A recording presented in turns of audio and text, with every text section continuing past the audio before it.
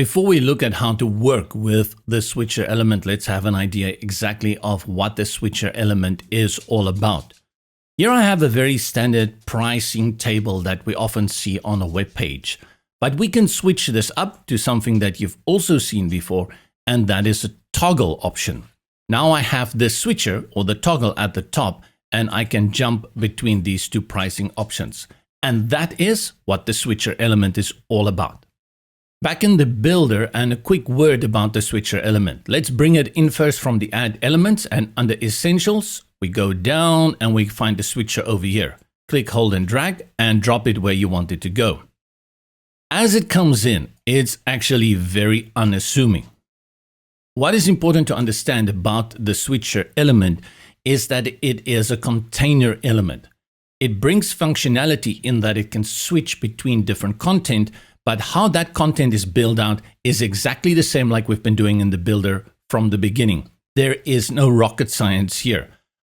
Under tab 1, there is currently an icon by default, but I can bring in any element over here and I can build out complex structures here, like bring in columns, put text in those columns, put columns within columns.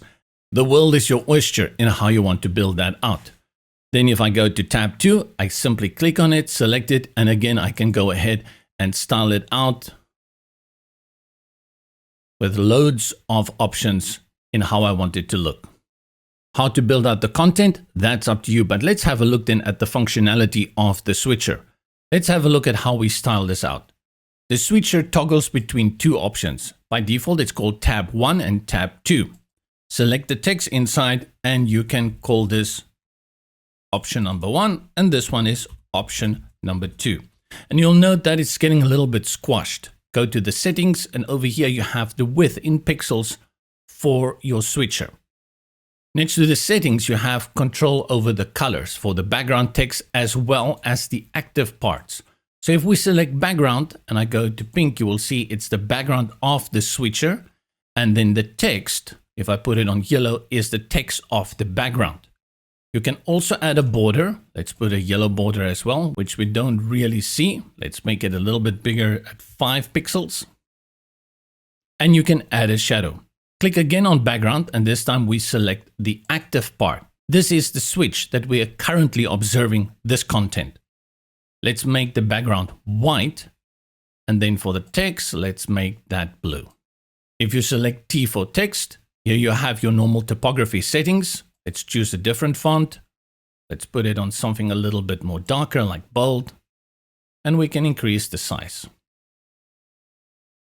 Decrease the letter spacing, and I'll just put it back on something like medium. Much better.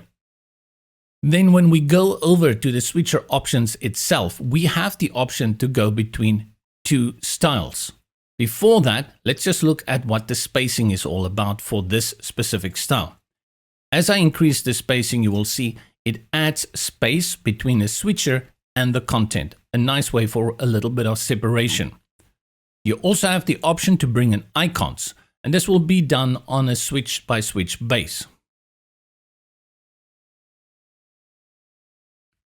Select this one, bring in an icon,